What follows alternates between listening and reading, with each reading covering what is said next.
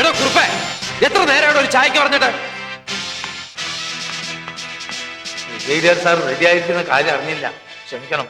സാറിന് ചായ മാത്രം മതിയോ അതോ കുറച്ച് ഏത്തപ്പഴം കൂടി പുഴുങ്ങിക്കൊണ്ട് തരട്ടെ? എന്ത് പണ്ടാരെങ്കിലും എടുത്തോണ്ട് വാടോ. വെടികരട്ടെ, നമ്മുടെ കുഞ്ഞുങ്ങോട്ട് വരട്ടെ. എന്റെ അഹമ്മദൊക്കെ ഞാൻ പറയുന്നുണ്ട്.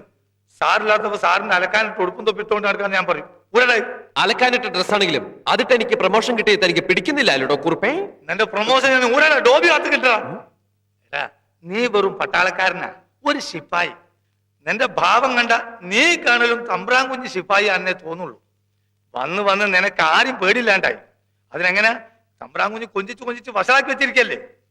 പക്ഷെ ആ തണ്ടും കൊണ്ട് എന്റെ അടുത്ത് വന്നാലുണ്ടല്ലോ, അടിച്ച് നിന്നെ ഷേപ്പ് ചെയ്യാൻ മാറ്റും. ചൂടാവല്ലേ കുറുപ്പേട്ട, ഞാൻ ഒരു തമാശ തമാശ. മനുഷ്യ ഭ്രാന്തായിരിക്കുമ്പോഴാണ് അവന്റെ ഒരു തമാശ. എല്ലാവർക്കും കയറി ഇറങ്ങാൻ ഞാൻ ഒരുത്തണ്ടല്ലോ ഇവിടെ. തമ്പ്രാട്ടി മരിച്ച ദിവസം കോവിലകം വിട്ട് പോവാൻ നിന്നവനാ ഞാൻ. തമ്പ്രാൻ കുഞ്ഞ് പറഞ്ഞുകൊണ്ട് നിന്നാ. പക്ഷെ അന്ന് തൊട്ട് തൊട്ടേനും പിടിച്ചതിനൊക്കെ തെറി എനിക്കാ. ഇന്ന് രാവിലെയും കിട്ടി കുറെ കാപ്പൂമ്മ. എന്നെ ഇതുവരെ മണീന്നല്ലാതെ കാപ്പൂമ്മ എന്നൊന്നും വിളിച്ചിട്ടില്ല. എന്നെ വിളിക്കില്ലല്ലോ. നീ അങ്ങേരുടെ ചക്കരും പഞ്ചാരും ഒക്കെ അല്ലേ. കുഞ്ഞനിയ എന്നല്ലേ വിളിക്കുന്നത് തന്നെ. വാച്ച്, ഷൂസ്, കളസമൊക്കെ വാങ്ങിത്തരല്ലേ. ഇനി മണികണ്ഠ തമ്പുരാനാക്കി കേടാ പേര്. നിന്നെ അയാൾ കൊഞ്ചിച്ച് വഷളാക്കി. നീ ഒന്നും നന്നാവുന്ന ലക്ഷണേ ഇല്ല. എന്നെ കൊഞ്ചിക്കുന്നതേ എന്റെ സ്വഭാവ ഗുണം കൊണ്ടാ.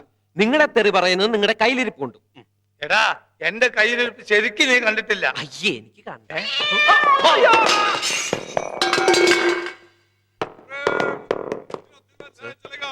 ക്യാൻറ്റീനിൽ സാധനങ്ങൾ വാങ്ങാൻ സാറിന്റെ ചിറ്റ്. അത് വീട്ടിൽ വെച്ച് വാങ്ങിച്ചൂടെ? ഇവിടെ വന്നാണ് ചോദിക്കുന്നത്. Sorry sir. അവന്റെ ഒരു വിനയം. ഒരാവശ്യം രണ്ട് വയറ്. ഇവൻ ആളിത്തിരി കുഴപ്പക്കാരനാണ്. തന്റെ ഓർഡറിലാണെന്ന് പറഞ്ഞ് ഇത്തിരി ഗമ കൂടുതലാണ്. അവനൊരു പാവമാണ്. എനിക്ക് അവന്റെ ഒരു അനിയനെ പോലെ. എന്റെ ഈ മുരടിച്ച ജീവിതത്തിൽ അവൻ ഒരാശ്വാസം.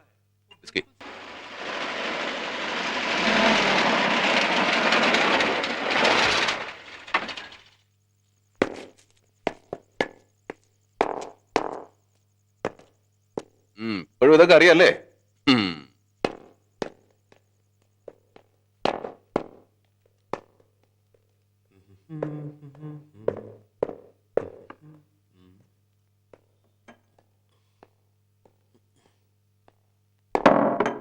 ഒന്നും എടുത്ത് വെച്ചില്ലേ?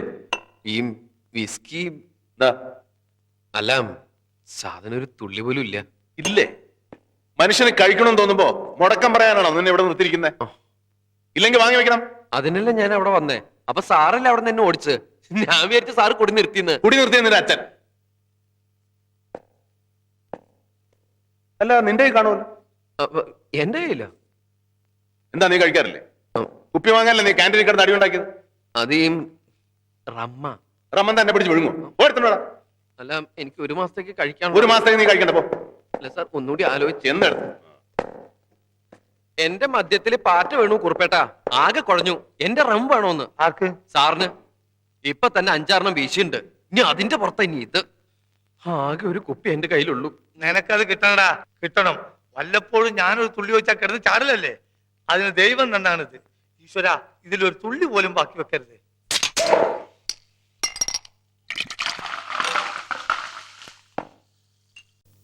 സർ,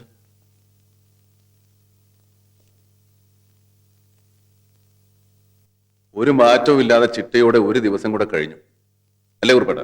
അതെ. പക്ഷെ ഇന്നൊരു മാറ്റമുണ്ട്. എന്താ അത്? സാധാരണ വിസ്കി അല്ലേ, ഇന്ന് എന്റെ റമ്മ. എടാ, ഇത് മദ്യല്ലടാ, കരിമ്പിൻ ജ്യൂസാ. അറിയോ നിനക്ക്? പൂവ്, ഞങ്ങളുടെ നാട്ടിൽ നിന്ന് ധാരാളം കരിമ്പ് ജ്യൂസ് ഉണ്ടാക്കാൻ കൊണ്ടുപോകാറുണ്ട്. അവൻ വീണ്ടും തുടങ്ങി അവന്റെ ഒരു നാട്. പുളുവാ തമ്പുരാൻ. എന്ത് മാങ്ങാത്തോലും എവിടെ ഉണ്ടെന്ന് പറഞ്ഞാലും ഉടനെ അവൻ പറയും അത് അവന്റെ നാട്ടിലുണ്ടെന്ന്. നിന്റെ നാട്ടിൽ ചെകുത്താനുണ്ടോ? അയ്യോ, അത് മാത്രമില്ല. കുറുപ്പേട്ടനൊന്ന് അത്രയുടെ വരെ വന്നാ അതുമായി. സാറേ, ഞാൻ പറയുന്ന പുളുവൊന്നുമല്ല. ആറും പുഴകളും തടാകവും ചുറ്റും നീല നീല മലകളും കാടും കാട്ടാനയും കാട്ടാറും മൃഗങ്ങളും പക്ഷികളും. ഇത്രയും ഭംഗിയുള്ളൊരു നാട് വേറെയില്ല. സാറൊന്ന് നോക്കണം. ചന്ദ്രഗിരി അല്ലേ നിന്റെ നാട്? സാർ കാശ്മീരിൽ പോയിട്ടില്ലേ? അവിടെ എഴുതി വെച്ചിട്ടില്ലേ, ലോകത്തിൽ ഒരു സ്വർഗമുണ്ടെങ്കിൽ അതിതാണ് അതിതാണ് അതിതാണ്. സാർ എന്റെ നാട് കണ്ടു കഴിഞ്ഞാൽ ആ ബോർഡ് അവിടെ നിളക്കി ഇവിടെ കൊണ്ടുവന്ന് കുത്തും. സർ, സാറേ ഉറങ്ങി.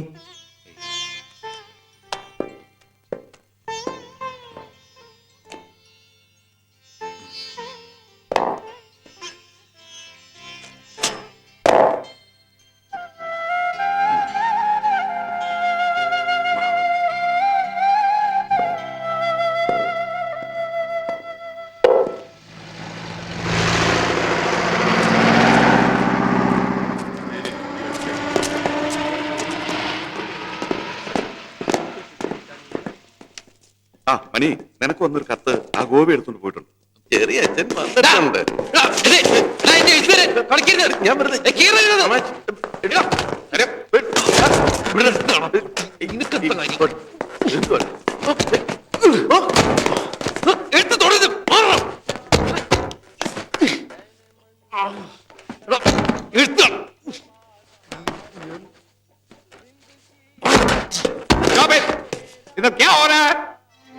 നീ തല്ലുണ്ടാക്കി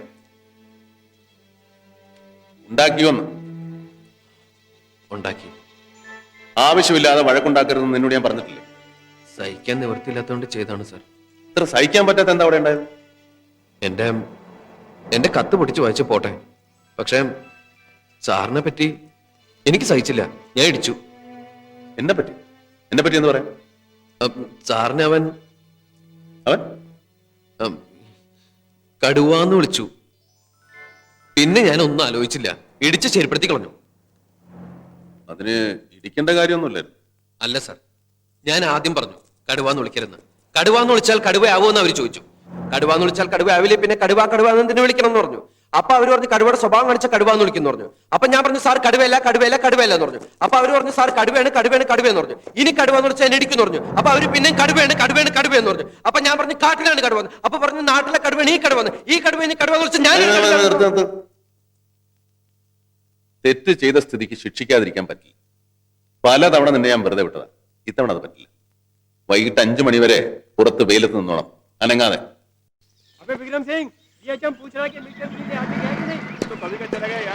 ഇന്ന് സാറ് പട്ടിണിയാണേ. മുട്ടയില്ല, പാലില്ല, വിസ്കിയില്ല, സോഡയില്ല. എന്നെ ഇവിടെ ഇങ്ങനെ നിർത്തിയാല് അടുക്കള പുകയില്ല. ക്യാൻറ്റീൻ അടയ്ക്കുന്നതിന് മുമ്പ് ശിക്ഷ തീരണം. ഇല്ലേ പിന്നെ എന്നെ കുറ്റം പറഞ്ഞിട്ട് ഒരു കാര്യമില്ല കേട്ടോ. സാർ അത് നടപ്പ്.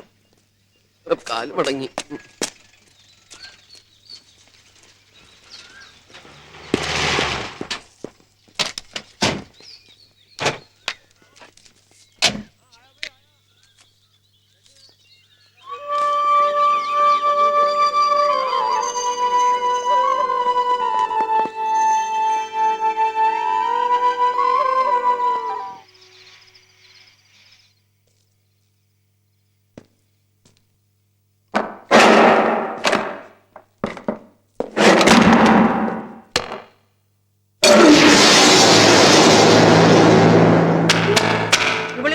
പെണ്ണായതുകൊണ്ട് അമ്മ മുടക്കം പറയുന്നെന്ന് വിചാരിക്കരുത്. ഈ തരത്തിൽ ജീവിച്ച ഒരു പെൺകുട്ടിയെ കുടുംബത്തിൽ കയറ്റാൻ കൊള്ളില്ല.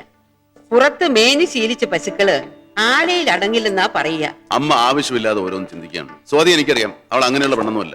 പിന്നെ ഈ ഫോട്ടോസ് കണ്ടിട്ടാണെങ്കിൽ മോഡേൺ ലൈഫിൽ ഇതൊക്കെ വളരെ സാധാരണമാണ്. അത് തെറ്റായി കാണുന്നത് അമ്മയുടെ ഓർത്തഡോക്സ് മെന്റാലിറ്റി ഉണ്ട്. അങ്ങനെയാണോ നീ അമ്മയെ മനസ്സിലാക്കിയിരിക്കുന്നത്? നീ വേറെ ഏത് പെൺകുട്ടിയെ വിവാഹം കഴിച്ചാലും എനിക്ക് വിരോധമില്ല. അവളുടെ ജാതിയോ സ്റ്റാറ്റസോ ഒന്നും നോക്കണ്ട. പഠിപ്പും മുതലും ഒന്നും ഇല്ലാത്ത ഒരു നാട്ടുപുറത്തുകാരിയാണെങ്കിലും കൊള്ളാം. അറ്റ്ലീസ്റ്റ് നിന്റെ കാര്യങ്ങളിലെങ്കിലും ശ്രദ്ധിക്കുന്ന ഒരുവളായിരിക്കണം. അതിന് ഇവള് പറ്റില്ല. ഈ ഫോട്ടോ മാത്രമല്ല, ഇവൾ സിംലയിൽ പഠിച്ചിരുന്ന കാലം തൊട്ട് ബോംബെയിലും ഡൽഹിയിലും ഒക്കെ ജീവിച്ചിരുന്ന രീതികൾ വരെ കുറെയൊക്കെ ഞാൻ മനസ്സിലാക്കിയിട്ടുണ്ട്. ഇതൊക്കെ അമ്മ എങ്ങനെ അറിഞ്ഞു?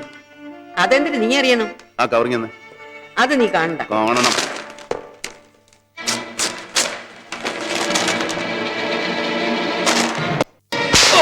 നീ ആരാടാ സ്വാതിയെ കുറിച്ച് എന്റെ അമ്മയ്ക്ക് കത്തെഴുതാൻ? അതെ, ഞാൻ തന്നെ ആ കത്തെഴുതിയത്. തന്റെ ഒരു സുഹൃത്തെന്ന നിലയിൽ. ചെറുതിലെ മുതലേ സ്വാതി എനിക്കറിയാം. എനിക്ക് നിന്നെ അറിയാം. കോവിലകത്ത് സംസ്കാരവുമായി ചേർന്ന് പോകുന്നതല്ല അവരുടെ സ്വഭാവം. അവൾ നിനക്ക് ചേരില്ല. എനിക്ക് ചേരുന്നതാണോ അല്ലയോ എന്ന് തീരുമാനിക്കുന്നത് ഞാനാണ്, നീയല്ല. ജീവിതത്തിന്റെ കാര്യത്തിൽ രവി വെറുതെ വാശി പിടിക്കുകയാണ്. വാശിയെങ്കിൽ വാശി തന്നെ. I don't want any bloody advice from anybody. I will Mari.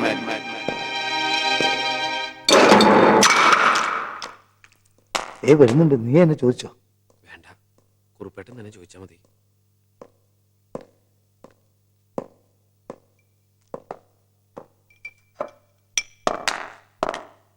ഇവനെന്തോ ചോദിക്കാനുണ്ടെന്ന്. Sir എന്താ? കുറച്ച് ലീവ് കിട്ടിയാ കൊള്ളാന്ന്. എന്തിനാ? നാട്ടിലേക്കൊന്ന് പോണെന്നല്ലേ? ആ, അവന് ചോദിക്കാനുണ്ടെന്ന് പറഞ്ഞിട്ട് താനാണല്ലോ ചോദിക്കുന്നത്. ഒരു കല്യാണക്കാരിയോ? നീ എന്താ കല്യാണം കഴിക്കാൻ പോകുന്നു? അതല്ല, പെങ്ങളുടെ കല്യാണക്കാരിയാ. അതിന്റെ പേരില് അവിടെ എന്തൊക്കെയോ തകരാറുകൾ സംഭവിച്ചിട്ടുണ്ട്. ആ, കല്യാണം കഴിച്ചാൽ ചിലപ്പോൾ തകരാറിലൊക്കെ ഉണ്ടായെന്ന് വരും. അതിനിപ്പോ നീ എന്തിനാ അങ്ങോട്ട് പോകുന്നത്? അവിടെ പോയി കൂടുതൽ തകരാറുണ്ടാക്കാനോ? അല്ല, അമ്മ വേഗം ഒന്ന് അത്രയിടം വരെ ചെല്ലണോന്ന് പറഞ്ഞു. ഓഫീസിൽ ലീവ് ആപ്ലിക്കേഷൻ എഴുതി കൊടുത്തേക്ക്.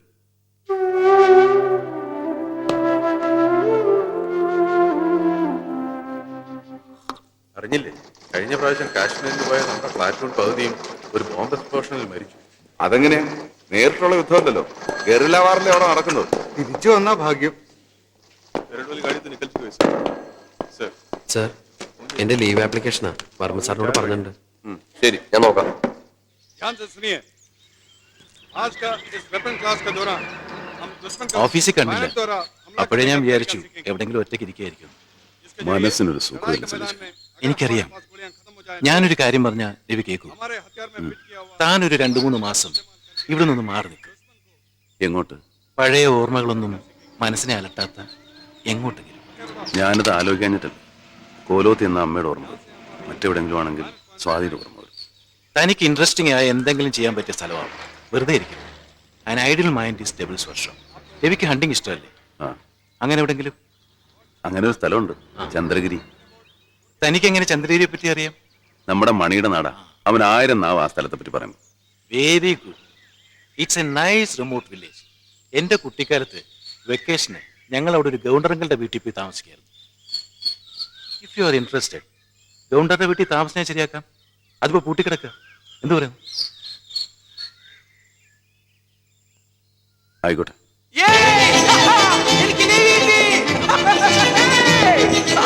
ഗോപി, എനിക്ക് ലീവ് കിട്ടിടാ.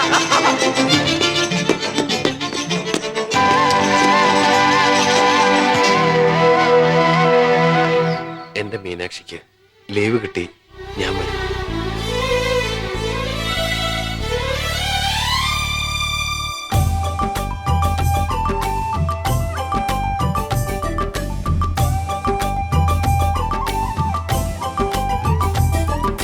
വിളക്കുവയ്ക്കും വിണ്ണിൽ തൂവിയ സിന്ദൂരം, കനകനിലാവിൽ ചാലിച്ചെഴുതി നിൻ ചിത്രം.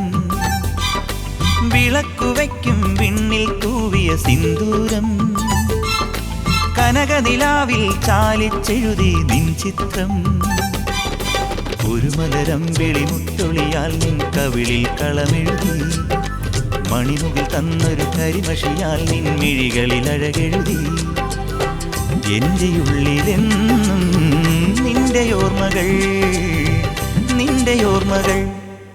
വിളക്കുവയ്ക്കും വിണ്ണിൽ തൂവിയ സിന്ദൂരം, കനകനിലാവിൽ ചാലിച്ചെഴുതി നിൻ ചിത്രം.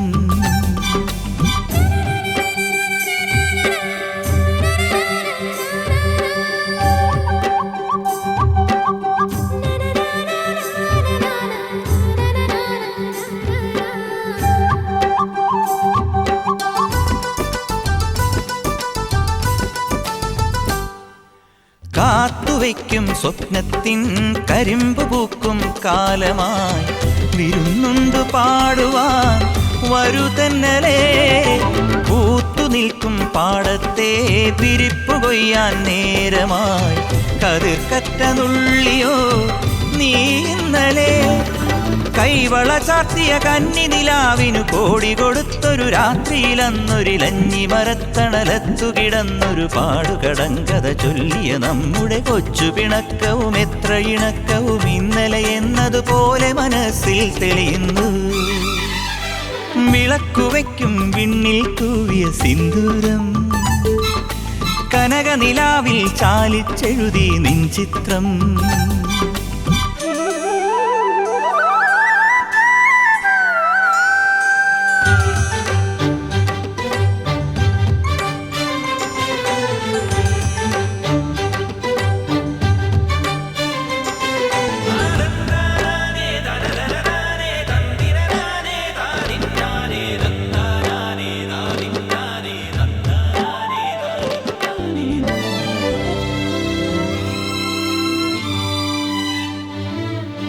വെണ്ണ തോൽക്കും പെണ്ണെ നീ വെളുത്ത വാവായി മിന്നിയോ, മനസ്സിന്റെ ഉള്ളിലെ മലർപ്പൊയ്കയിൽ നിന്റെ പൂവൽ പുഞ്ചിരിയും കുരുന്നു കണ്ണിൽ നാണവും അടുത്തൊന്നു കാണുവാൻ കൊതിക്കുന്നു ഞാൻ.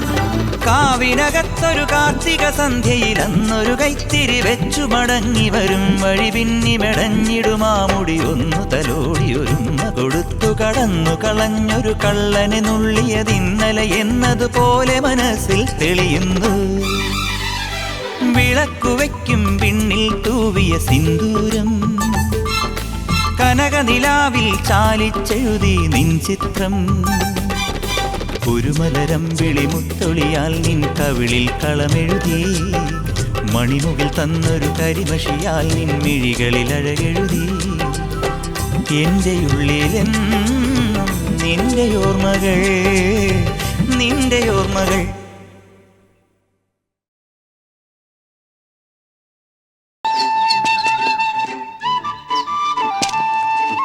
പോടാ പോടാ പോടാ കേറി പോടാ.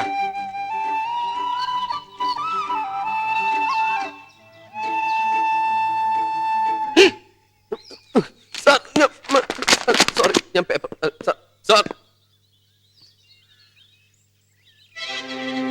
EM നായർ. കുമാർ സർ, ഏത് കമ്പനിയാ ഇവൻ? സർ ആക്ച്വലി ഇവൻ ബ്രേവോ കമ്പനിയാണ് സർ. പക്ഷെ നൗഡേസ് കേണൽ രവിയുടെ സേവദാരാണ്. ബ്രിഗേഡിയറോട് ഒരു വാക്കുപോലും പറയാതെ ഞാൻ സണ്ണിച്ചാനെ ചാർജ് ഏൽപ്പിച്ചു പോയാൽ അദ്ദേഹത്തിന് ഞാൻ തോന്നുന്നു. നോ മിസ്റ്റർ ഫെർണാണ്ടസ് ആളൊരു നിങ്ങളുടെ കാര്യത്തിൽ അദ്ദേഹത്തിന് വിഷമം ഉണ്ടാവും. എന്നാലും അതിന്റെ പേരിൽ തന്നോട് വൈരാഗ്യം ഉണ്ടാവുമെന്ന് ഞാൻ വിചാരിക്കുന്നു. താൻ ധൈര്യമായിട്ട് പൊക്കോ. ഞാൻ ബാംഗ്ലൂർ കോൺടാക്ട് ചെയ്തു. ഗോവിന്ദന്റെ വീട്ടിൽ ഇപ്പോൾ ആള് താമസിച്ചില്ല. വീട് വൃത്തിയാക്കി താക്കോൽ ഏൽപ്പിക്കാൻ ഒരു ഗോവിന്ദനാരെ അങ്ങോട്ട് അയച്ചിട്ടുണ്ട്. അയാൾ സ്റ്റേഷനിൽ വന്ന് നിങ്ങളെ കൂട്ടിക്കൊണ്ടു. എന്തൊക്കെയാ വേണ്ടതെന്ന് വെച്ചാൽ അയാളോട് പറഞ്ഞാൽ മതി. ചെയ്തു. Thanks.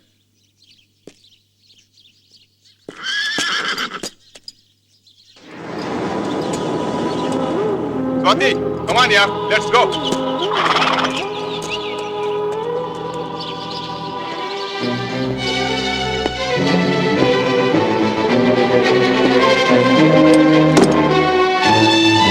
No, this is too much. ബ്രിഗേഡിയറെയാണ് നീ അവമാനിച്ചിരിക്കുന്നത്.